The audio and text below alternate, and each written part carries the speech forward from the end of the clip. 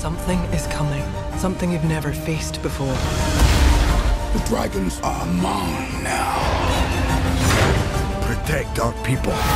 It's your destiny. What you're searching for? It's in here. Come on! Alright, so there's the movie theater. There's my shadow. And here I am, walking to the movie theater, wearing my Legend of Zelda shirt. But regardless, going to go do another Conscious movie review. I'm going to go see How to Train Your Dragon 2, which I think in terms of consciousness shifting themes, this one will be really interesting. The characters in the movie, those of you who don't know, it's about this guy named Hiccup, and basically like he's kind of represents the underdog. He's like missing a foot, and then he matches up with another dragon who's like missing a part of his dragon tail. So then together they become like best friends, and they're able to overcome the odds and persevere, which is what this movie is about. But it's also about exploration, because since it's a sequel, it's going to be a lot to do with connecting with our roots. And I've barely seen any of the trailers, but I think Hiccup like meets his mom in this, which would be a very interesting thing. But yeah, it's about like coming together as a team, obviously, and also about psychic communication between pets. In this case, a pet being a dragon. So going into movie theater now, and I'll tell you what I think about it. So, but yeah, looking forward to it. How to Train Your Dragon 2, starring Jay Baruchel, which has also been in some other conscious shifting movies. So, here we go. Alright, check it out.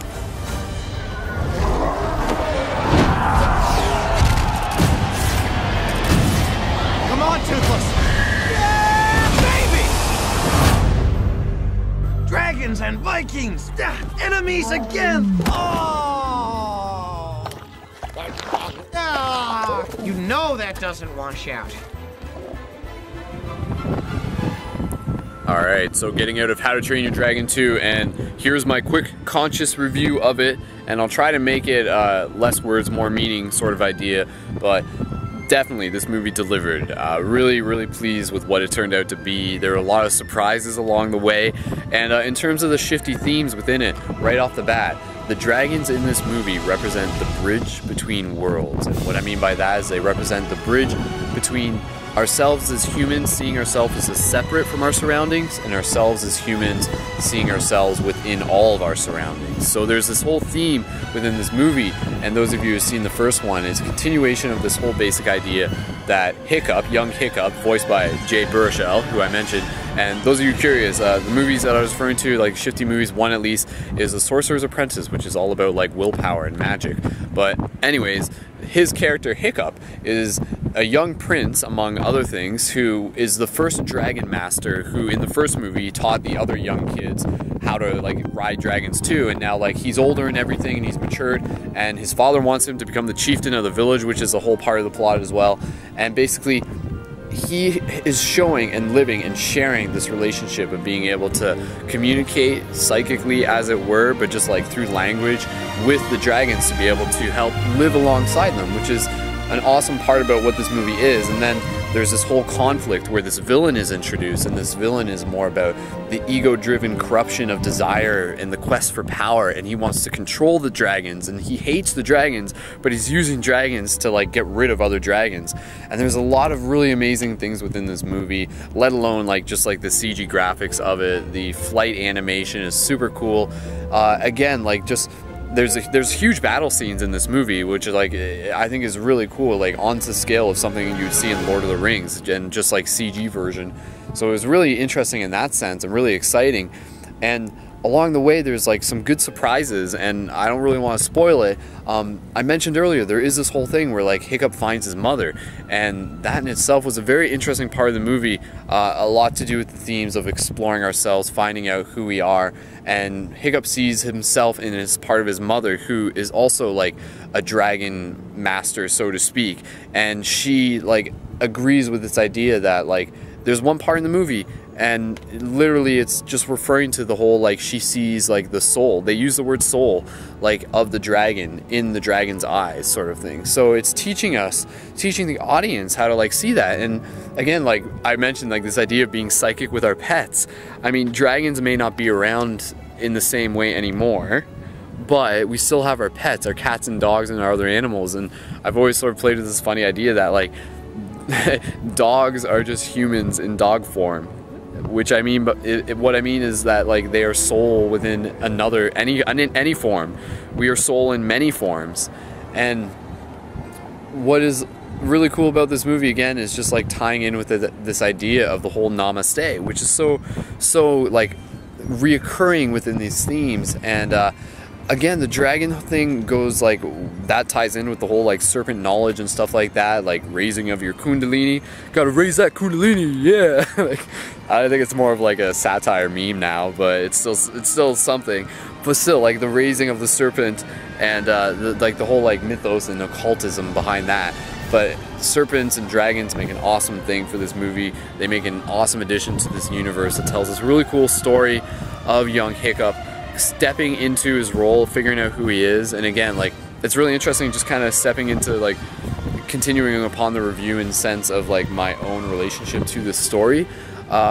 Those of you, like, Hiccup literally is a prince within this movie. He's the prince of like the king of the town that he lives, where everything's awesome and they have dragons and stuff like that. And his dad wants him to become king, but he's reluctant to do it because he'd rather just be like playing with dragons and exploring and like mapping out new worlds and things like that.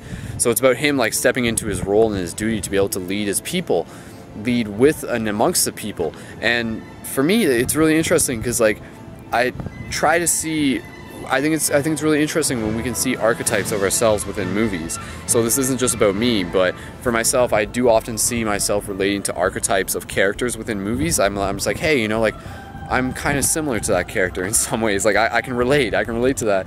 So this character of Hiccup in How to Train Your Dragon, I guess not even do we look kind of similar, so to speak, or like white guy with shaggy hair, I guess, you know, but like with hair in general.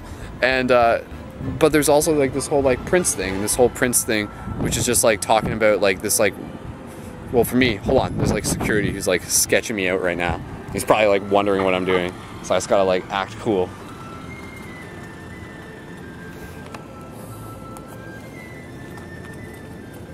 Okay, so now the security guard like just like, hey, you're not supposed to be filming video in a parking lot late at night, that's weird. Are you putting that on the internet or something? Okay, so now the security guard's done sketching me out. I don't know, it's just weird. There's a little car over there. Yeah. Okay. Alright, so like I said, now the security guard's done sketching me out. So this whole prince thing, that Hiccup is, that's a part of his character. It's something that I can relate to, and for those of you who don't know, my first name, Brendan, literally translates to prince with most common interpretations, and specifically like the spelling that is the spelling of my name too. And for me, like, it's always been like this like whole paradigm shift thing. It's felt like a duty where it's just like helping my people amongst my people, helping. In this case, Hiccup has like a village in a town, and it's a community, and I have a village in a town and a community, and it's a digital community, but it's also physical, and like you're a part of it too if you're watching this video. And that's the big thing, is that I've kind of connected with this whole like prince sort of archetype within myself, but it doesn't put me above anyone else. It means that I'm just like amongst everyone and being able to work together and being able to like put forth and step into the role, whatever it is that I have to do. And there's some really interesting things that are said within this movie, and it says, you know, like, there's no task that's too small for your people. And that's something that I'm like, it was good for me to hear that in the movie.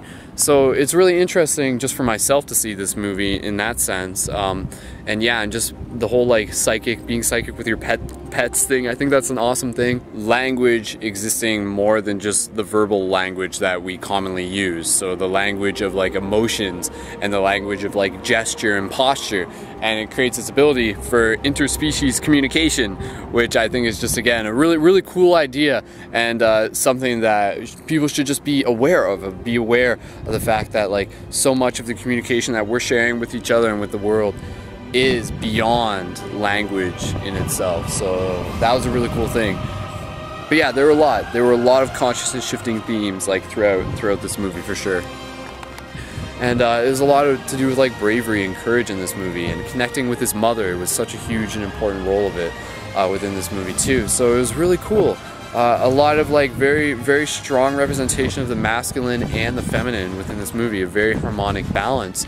and out of it you get this very inspirational story. And I'm excited. I believe they're going to make another How to Train Your Dragon, which will be interesting to see how it progresses in the series. So I definitely would go recommend it. There's some really cool surprises in it. Yeah, like I'll just say, like later into the movie, you see like there's like alpha dragons. So they're like huge dragons. So there's like some Godzilla type stuff that happens in this movie in terms of like the big scale, the Koji or whatever, of like the giant monsters that you sort of see. So you get that too in this movie, plus like all sorts of other awesome dragon goodness. So there you go, that's my review. Definitely recommending going to see How to Train Your Dragon. Go see it with an open mind, go see it with the idea that this is another film, another opportunity for consciousness to try and wake itself up through the language of symbolism, which I think is an amazing thing. So looking forward to sharing with you my next movie, which will probably be on something, but it will definitely be on Guardians of the Galaxy eventually. That's my next one that I'm gonna go see. So there's a trailer for that before this one. It reminded me that I definitely want to check that out. So that will be exciting too. But yes, in the meantime, you can check out that one when it comes out, but in the meantime, keep training your dragon. So yeah, you know what it's about. Cool. All right, see you in the future. We're a team now. Now what do you want to do? Drago's coming for our dragons. We have to stop him. Together. Don't worry, bud. I'm not gonna let anything happen to you. You have the heart of a chief That's my boy! and the soul of a dragon. Ah, you know that doesn't wash out. Cut them down! Dragon Riders coming through. Heads up! We can't fly these things. They're babies. They don't listen to anyone. Take him down, babe! Come on, bud. Hold on. Distract the Alpha. Have a nice flight.